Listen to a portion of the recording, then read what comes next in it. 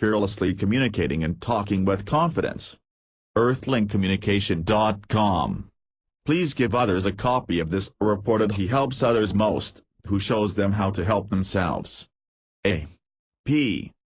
Out. Simply send them this report in an email or send them this link. Joshua tackles a key element of conflict resolution, fear, and how it results in conflict avoidance. He advises to reality check our fears and see the value of speaking up, and his comments on self-talk are bang on with respect to communicating effectively in conflict. Gary Harper, http://www.joyofconflict.com. Professional trainer, writer, and speaker, and recent author of The Joy of Conflict Resolution. Introduction. I'm going to start off by telling you about the problems I had in communicating confidently. I haven't seen much variation between people who lack confidence when talking with others, so if you're short in the confidence department or just want to have more confidence in your conversations, you'll definitely be able to relate and learn from my experience. You do not need to go through life lacking confidence and feeling dominated by others and situations. From an early age, I was always the quiet boy. I'd sit in school knowing the answers to a question but would be too afraid to answer. I couldn't talk to someone new. I wouldn't look someone in the eyes if they looked back at me, and I'd hardly argue with anyone. Yes, arguing is a bad thing, but I avoided arguing not because it was the right thing to do, but because I was too afraid to speak up and voice my opinion. I was passive and unconfident, letting people verbally trample over me. Being so passively accepting like I was is dangerous for your mental health. You can probably see that talking with confidence is strongly related to assertive communication. I'll try to stick to the confidence side of things, as you can read more about assertion in the assertive skills section. There's a difference with not engaging in an argument for the sake of the relationship and not engaging in an argument because you're afraid. When you have an unhealthy fear, you'll avoid communicating yourself, become emotionally hurt, and nothing good will result. You'll know the truth inside of you if an unhealthy fear and a lack of confidence exists. You'll be unhappy, extremely frustrated, scared, and feel like you want to explode. You'll hardly voice your opinions and emotions in conversations because of fear. That was me. I was miles from communicating confidently. I didn't have confidence in myself even though I knew I had something interesting, useful, or helpful to say. It was unsafe to do so. There was a hidden psychological barrier that kept pushing me away from communicating confidently. If you're lacking or have lacked confidence, you know what it feels like. It is a cage in your mind that has you trapped. Your mind tells you you're not allowed to leave the cage because it's unsafe. Becoming confident is far more about working on your inner self than what you verbally express. Verbal and non-verbal messages that express your confidence will be created once you develop confidence with your inner self. I'll teach you later on how your inside becomes your outside. Birth of fear. The hidden psychological barrier I'm talking about is fear. The primary attribute in you that is stopping you from communicating confidently is fear. Like kryptonite to Superman is fear is to communicate confidently. Fear is the acid that eats away confidence. Fear is the 1-ton boulder that holds back a person from being confident. Fear is the Achilles of self-confidence. The primary attribute in you that is stopping you from communicating confidently is fear. You will build more confidence once you remove the kryptonite, acid, or 1-ton boulder, that is fear. To become confident you need to have little or ultimately no fear. To remove your fears, the first step is to look at your fears and understand their birth to see what created them. Let's look at what fear is first, then we can analyze their creation. Fear is defined as an unlikable emotion towards a perceived real or fake threat. Read that out loud again. It is a perceived real or fake threat. Perceptual process. Let's look at the first italicized point of fear. Perception has 3 stages. You are firstly exposed to the information. When in a conversation, exposure is being next to the person whom you can hear. Exposure is just a matter of coming within range of the stimulus. Secondly is attention. It occurs when a stimulus activates one or more of our human senses. In our conversational example, you have attention to the person when you think about what is said.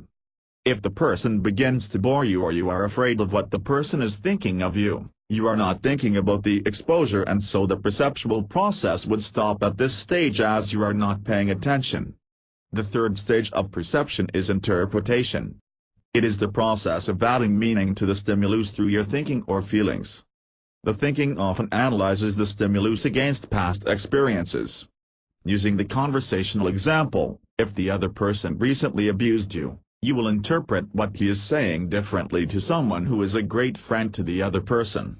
You can see how interpretation and experiences can affect your confidence in situations. You are better equipped and becoming more confident by identifying what experiences and thinking is affecting your interpretation of the situation. It is analyzing the situation as to why you are not confident. Also, if you are feeling unhappy or other negative emotions when interpreting the situation with your feelings, you are more likely to experience negative actions such as poor confidence. You'll learn more about negativity and its effect on your confidence later on.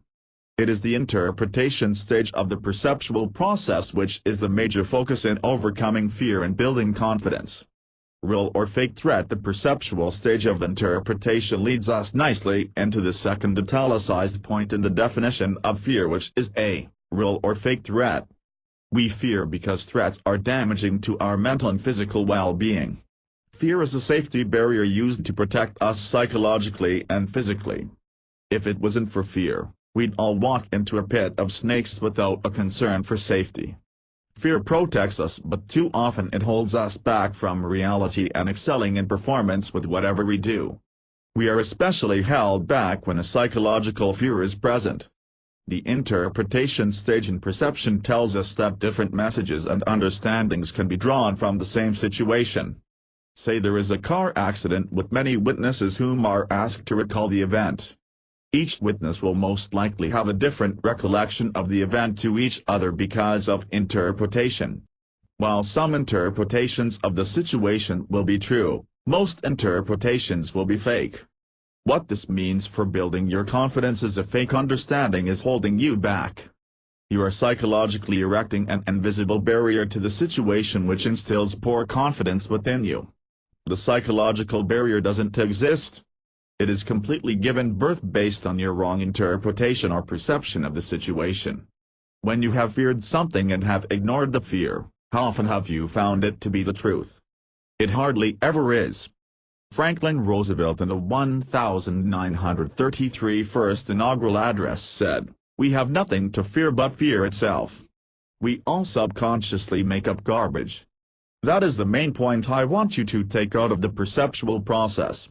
As feelings, thinking, and experiences are used in interpreting the situation, it makes perceptions a very shaky and unreliable source for reality and the truth. What you interpret from a situation is not necessarily reality and will most likely be no more than an invisible psychological barrier you are giving birth to inside of yourself and developing confidence to communicate. It's a common characteristic in those who are stubborn or righteous to lack self-confidence. You may perceive these stubborn people as being overly confident, but they actually lack the confidence to welcome others' point of views. These people shield themselves from others' opinions by failing to listen. They lack the confidence in their own perspectives to welcome other people's input, continuing with their stubborn ways. Confident people are welcoming and not fearful of others. Being needy and seeking approval. I'd say the most common fear unconfident people have is the need for others' approval. When you give out the need for approval, people will sense that you are needy and unconfident. No one likes to be around these needy people. This is determined through the unconfident person's perception, so what may seem like reality is in fact unreal. You think you need another person's approval, but confident people don't need this. When you rise above the need to be approved by other people, your confidence will soar. Your uncertainty will stop, your worrying will stop, and your fear of acceptance will stop once you do not need others' approval. A confident woman is her own woman. If the people she is engaging with have nothing that she wants, she is then able to be herself and not worry about what others think. The same is for us guys, except we have an extra source of motivation for not caring what others think. Attraction expert David D'Angelo sees a primary mistake guys make when trying to attract women in their lives, and even once they do attract women, is the guy's clinginess and desire to have the woman's approval. David explains thoroughly how big of a turn-off this is for women. Surely this awakens a guy's desire to not want others' approval, and especially amongst women. Surprisingly, once you do not need approval from others, they will actually approve of you. It's all about your inner game creating your outer game. A person who knows they do not need others' approval will give out the message that they are confident and happy with who they are. Now that's something other people will like. Clarity forms confidence. An interesting characteristic you'll notice in people who lack confidence is when they do talk, just by listening you are able to tell they lack confidence. They'll often talk quietly and mumble. Too many times people had to ask me to repeat what little things I did say because of my soft and unclear voice. When you're asked to repeat yourself, you develop frustration, thinking, why don't they just listen? But the problem lies in you and not them. Acknowledge that you're responsible, otherwise you'll never solve your problem. Here's how I solved poor voice clarity and volume. I didn't learn this from anywhere else. This is from pure experience. Once you learn, you do talk softly or with an unclear voice, and once you desire to solve the problem, whenever you talk, do so with clarity and good volume. You may not do so successfully every time, but you must try. Nothing revolutionary there. The true tip is making 100% effort and no excuses when doing this. When you're tired or unhappy, you'll want to revert back to your old ways, but you must not if you want to improve. You must have zero tolerance for laziness and always put in your fullest effort to communicate confidently. You must have zero tolerance for laziness and always put in your fullest effort to communicate confidently. When you're relentless and make every effort to talk confidently, you're practicing good habits. When you practice good habits, the behavior is reinforced and you're more likely to repeat the good habit. This rule is true for any habit, whether good or bad. The communication learning process will rapidly increase if you make every effort to talk confidently and practice good habits. When you let others overrule you, when you forego your personal needs continuously, and when you have to repeat yourself because you mumbled, all because of low confidence levels, you subconsciously condition yourself to talk less confidently. So when you talk less confidently, others begin to overrule you more, you forego more personal needs, and you lose more confidence. It becomes tougher.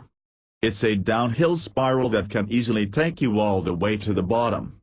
Confident nonverbal communication. Once you develop verbal clarity, you can take the next step in developing fearless communication, which is looking at your body language.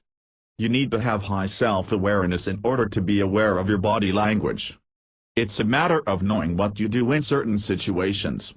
When you have poor body language, others can see fear in you. Examples of body language that is counterproductive in developing confidence and how to solve them are: 1. Moving eye contact. People with low confidence levels rarely make eye contact, and when they do, as soon as the other person returns that eye contact, the person looks away. You do not look silly looking the other person in the eyes. In fact, you look weirder and would be annoying the other person more so when you do not make eye contact. Good eye contact will show the person you are listening and that you are interested in what they have to say. However, you can have too much of a good thing. Excessive eye contact is nonverbal aggression. Dr. Peter Anderson, author of The Complete Idiot's Guide to Body Language, says you will make the other person feel comfortable with about 60% eye contact. With practice, I found that you will develop an intuition or gut feeling when you make the other person uncomfortable. As an example, when you make too much eye contact, they'll begin to not make eye contact with you or maybe fidget. At the moment, too much eye contact probably isn't your concern as you're trying to develop confident body language, but you still should be aware of the problems with excessive eye contact. 2. Weak touch, otherwise known as haptics. Touch involves bodily contact. What haptics we are interested in to develop confident nonverbal communication is mostly the handshake. You will rarely use any other haptics other than a handshake in a normal social situation. It's not as if you normally go around patting people on the back or stroking their arm. That's just strange. What did you feel when someone shook your hand with a soft handshake? I bet you wondered if they cared about you at all or if they lacked confidence to show this concern. This is a girly touch. A good handshake depends on the receiving person. Most of the time you want a firm handshake, but occasionally with, say, the elderly, you don't want to be crushing their hand. When greeting ladies, be aware that they don't have gigantic and hard hands like many men, so just go a little less firm. A firm handshake shows you care and is an initial way of communicating confidence when meeting someone. 3. Stay away. Looking at body positions relative to one another, now otherwise known as proxemics. What I mean by relative to one another is the distance between you and the other person. You are most comfortable with an intimate or well-known person being close to you as opposed to someone you just met. However, people with low confidence will have a much wider radius of comfort. A more confident person will not show fear when someone breaks their comfortable proxemics. This doesn't mean they are comfortable with the closeness, it just means they don't show the uncomfortability. They desire the other person to stay away, but they cope with the situation. An excellent example of this that I can remember is to Australian politicians on October 8, the eve of the 2004 federal election. John Howard was greeted by opposition leader Mark Latham aggressively. While Mark Latham did pull John Howard towards him when shaking hands, aggressive haptics, Latham made his body position aggressive by being extremely close and towering over the shorter John Howard. Despite this, Mr. Howard non-verbally stood his ground in confidence by continuing the handshake and smiling towards the cameras. I'm sure John Howard would have felt uncomfortable, but he still gave out signs of confidence. It was said Latham attempted to get revenge for Howard squeezing his wife's hand too hard at a press function, which I found to be funny. If only they were both able to read this. 4. Carry yourself. The last nonverbal communication technique I feel is valuable in developing confidence is kinesics. It involves body movement. Possibly the most important kinesics in confidence is posture. A slouched posture not only screams an unconfident person, but it has a physical and psychological effect on the person with the poor posture. The physical effect of slouching your shoulders forward is it causes your chest to compress inwards. Your chest compressing simulates expelling air, causing you to breathe shallowly. This means if you have poor posture, you will have poor breathing.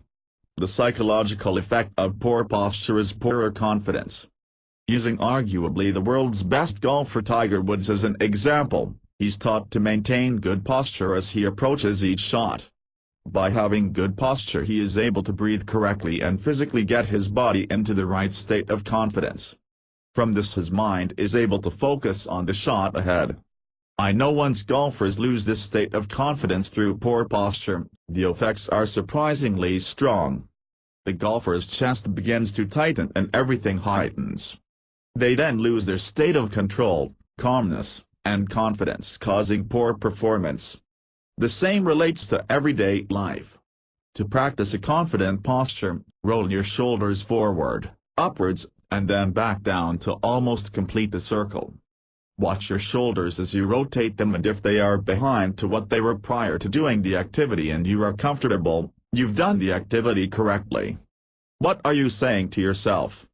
Otherwise known as self-talk, your thoughts play a large role in determining your confidence level. When you're afraid of stuffing something up in a conversation, for example, you have a million thoughts rushing through your mind. What if he doesn't like me? What if I don't know what to say? What if I stuff up? You're blowing your anxiety and stress levels to high levels by using this dangerous self-talk. It's damaging to your confidence and how you perform. Stop worrying, live in the present, and don't talk negatively to yourself. It's as simple as that. Don't beat yourself up with negative self-talk and criticism. You don't verbally bash your best friends, so don't do it to yourself. When verbally beating yourself up, You feed your subconscious mind bad, mental food. Your mind deserves nutritious positive thoughts. The effects of negative self-talk are damaging to your confidence, esteem, and overall success. How can you expect to win against the world if you're the only person on your team and you're against yourself? You can't do that.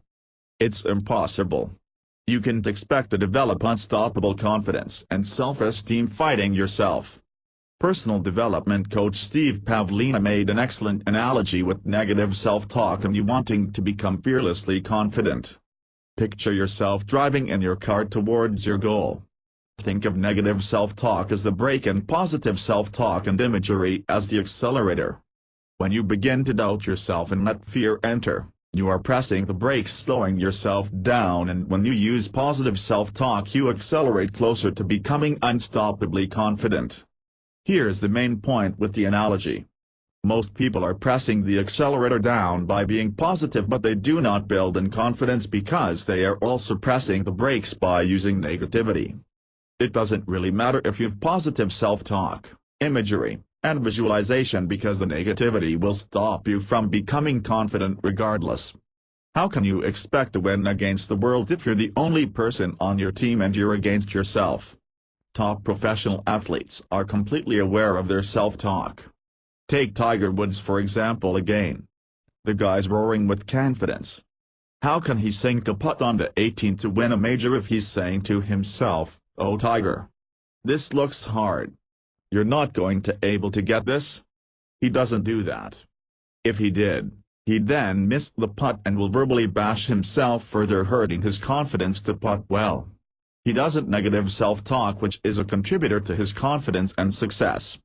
Talk and think positively by using affirmations that are congruent with your communication and self-goals.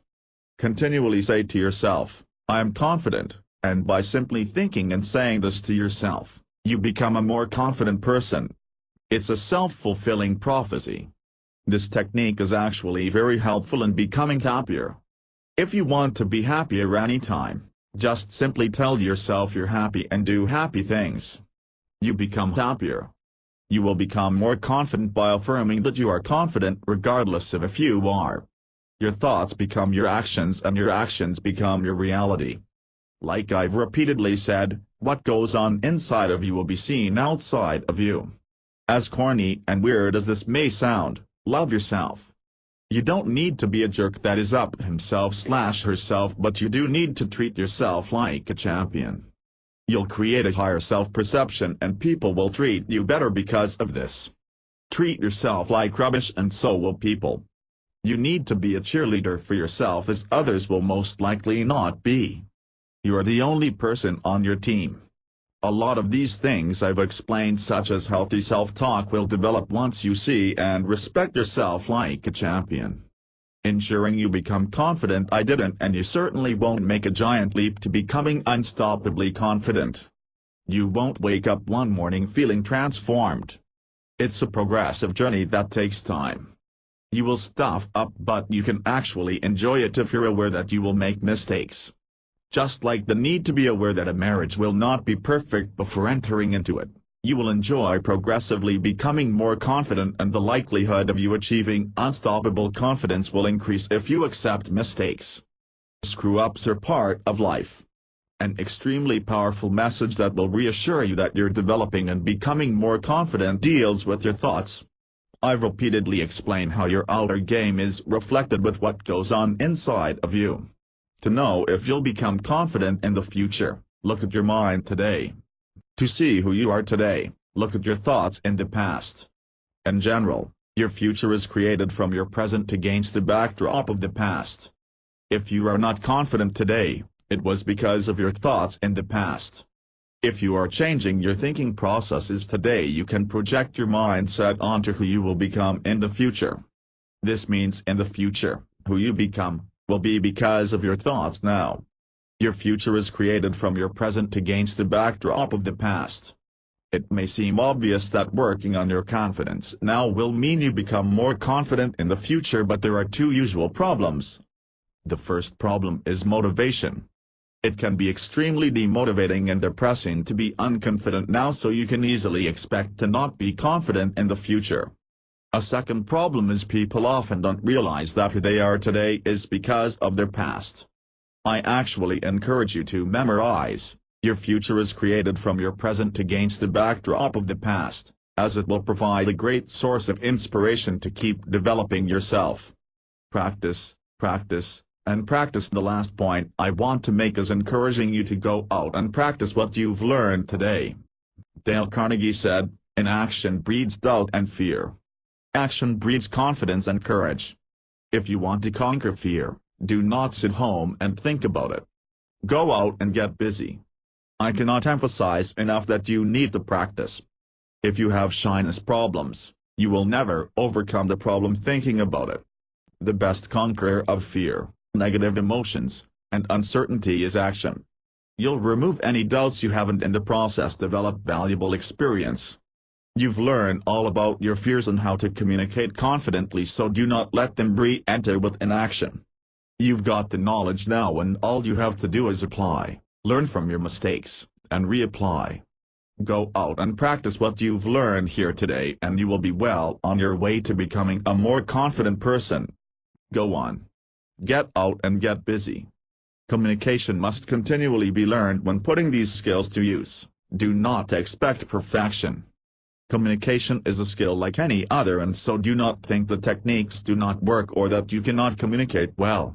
When a professional golfer makes a swing change, he knows that the change is difficult to implement. He knows that he won't start swinging perfectly when correcting his swing.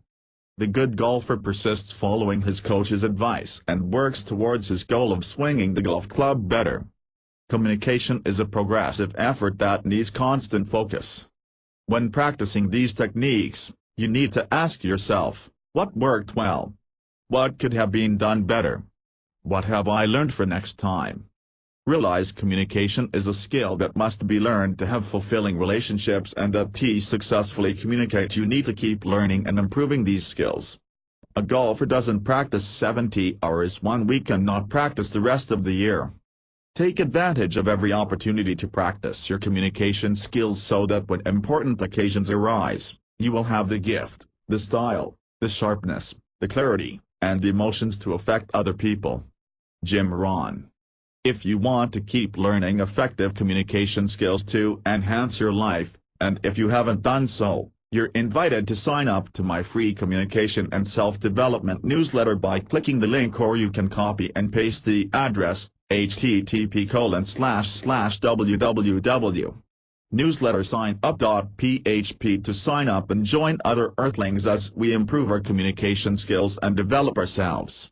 By signing up, you will receive free communication and self-development courses and reports jam-packed with powerful information, must-read articles that will amp up your communication skills and self-development. I'll answer the biggest problems you and other Earthlings are experiencing or would just like to know more about, lessons on real-life examples so you can learn and grow faster. You don't have to reinvent fire. Reviews of products, and yes, when I come across garbage I'll let you know so you don't waste your time with what won't be a great help to you. Stuff learning from boring information when you are experiencing enough problems already. And more. I hope you have gotten a lot out of this free report, and don't forget to pass a copy on to someone you know simply by emailing this report you have, or send them this link, http://www.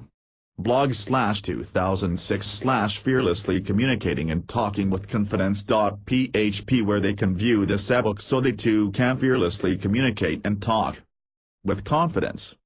Also, you can print out as many copies as you'd like and give them away. It's a great gift that can help others improve problems they have with confidence in talking to you or others. I wish you the best in your communication and hope to hear from you soon. Joshua Bergang, self-development expert. At the time of writing this report, Joshua is at the very young age of 21 years old.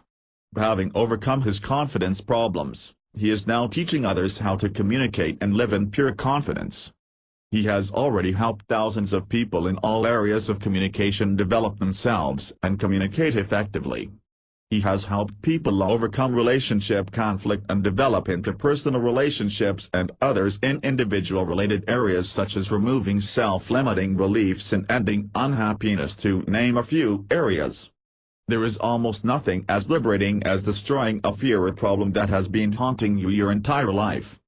It's emotional freedom. However, beyond our known fears and problems exist our darkest holes.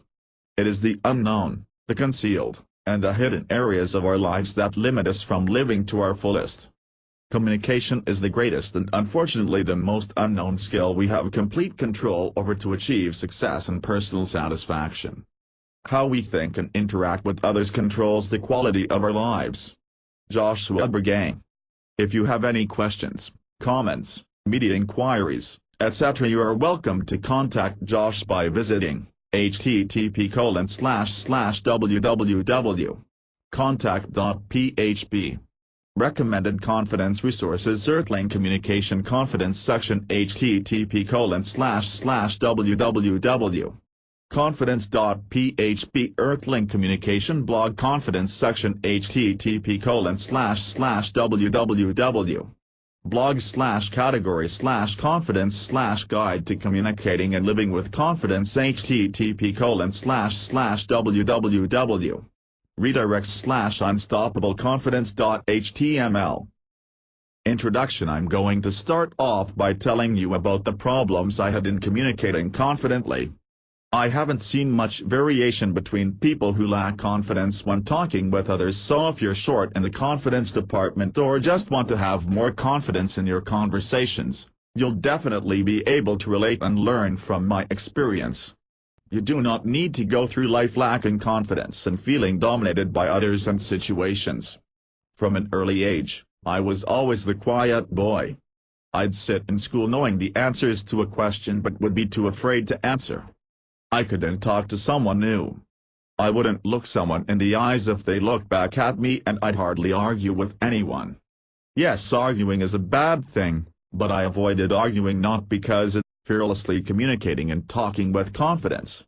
Earthlinkcommunication.com. Please give others a copy of this. Reported he helps others most, who shows them how to help themselves. A.P. Out. Simply send them this report in an email or send them this link. Joshua tackles a key element of conflict resolution, fear, and how it results in conflict avoidance. He advises to reality check our fears and see the value of speaking up, and his comments on self-talk are bang on with respect to communicating effectively in conflict. Gary Harper, http://www.joyofconflict.com. Professional trainer, writer, and speaker and recent author of The Joy of Conflict Resolution. You'll be unhappy, extremely frustrated, scared, and feel like you want to explode. You'll hardly voice your opinions and emotions in conversations because of fear. That was me. I was miles from communicating confidently. I didn't have confidence in myself even though I knew I had something interesting, useful, or helpful to say. It was unsafe to do so. There was a hidden psychological barrier that kept pushing me away from communicating confidently. If you're lacking or have lacked confidence, you know what it feels like. It is a cage in your mind that has you trapped. Your mind tells you you're not allowed to leave the cage because it's unsafe. Becoming confident is far more about working on your inner self than what you verbally express. It was the right thing to do, but because I was too afraid to speak up and voice my opinion, I was passive and unconfident, letting people verbally trample over me. Being so passively accepting like I was is dangerous for your mental health.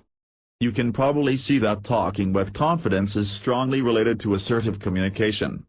I'll try to stick to the confidence side of things, as you can read more about assertion in the assertive skills section. There's a difference with not engaging in an argument for the sake of the relationship and not engaging in an argument because you're afraid. When you have an unhealthy fear, you'll avoid communicating yourself, become emotionally hurt, and nothing good will result. You'll know the truth inside of you if an unhealthy fear and a lack of confidence exists. Verbal and non-verbal messages that express your confidence will be created once you develop confidence with your inner self. I'll teach you later on how your inside becomes your outside. Birth of fear. The hidden psychological barrier I'm talking about is fear. The primary attribute in you that is stopping you from communicating confidently is fear. Like kryptonite to Superman is fear is to communicate confidently. Fear is the acid that eats away confidence. Fear is the 1-ton boulder that holds back a person from being confident. Fear is the Achilles of self-confidence. The primary attribute in you that is stopping you from communicating confidently is fear. You will build more confidence once you remove the kryptonite.